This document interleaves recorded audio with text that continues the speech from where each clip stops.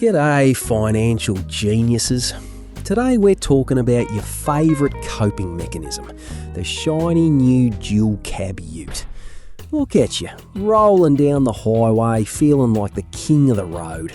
You think everyone is looking at you thinking, wow, that bloke really has his life together. Spoiler alert, they're actually wondering if your monthly payment is higher than your IQ. Okay.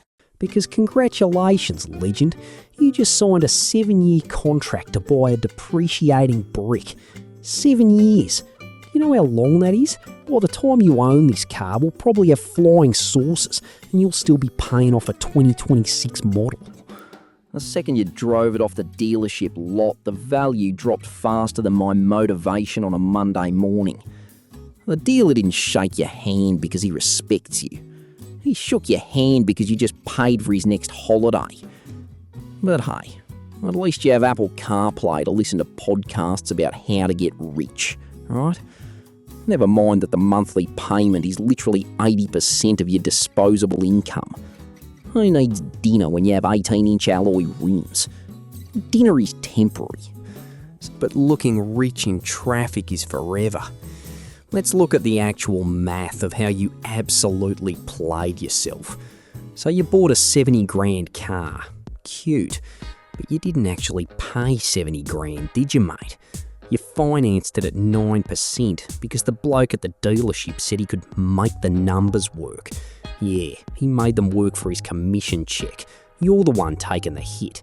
By the time this 7-year sentence is up, you've handed over close to 95 grand. That's $25,000 extra, just for the privilege of driving something you couldn't afford today. Oh, it's an investment, you tell your mates at the pub. Newsflash, champion. Unless it's a vintage Ferrari, a car is a financial black hole. And we haven't even talked about running costs. This thing sits in your driveway 22 hours a day doing nothing, but you still got to fill the tank. And it drinks petrol like a uni student at an open bar. And then there's insurance. Because if you write this thing off, well, the bank will literally come to your house and repossess your fridge.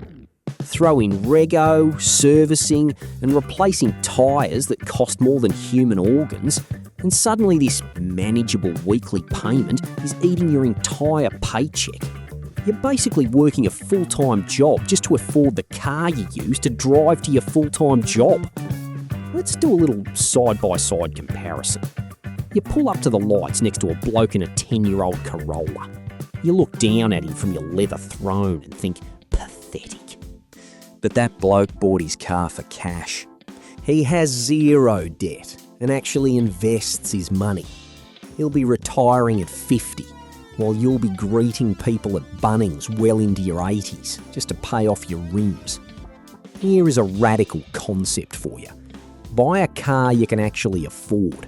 A second-hand, reliable hatchback.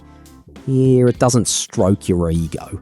And I know the thought of being seen in a beige Hyundai physically makes you sick. But you know what feels better than heated seats? Waking up and not owing the bank your firstborn child. Take that $900 a month you were going to burn on a loan and actually put it towards your future. A car gets you from point A to point B. It is not a personality trait. Stop trying to impress people you don't even like with money you do not have. Hit subscribe if you want to actually build wealth instead of faking it. Or don't. Go polish your ute while you cry over your bank statement. Catch you next time, mate.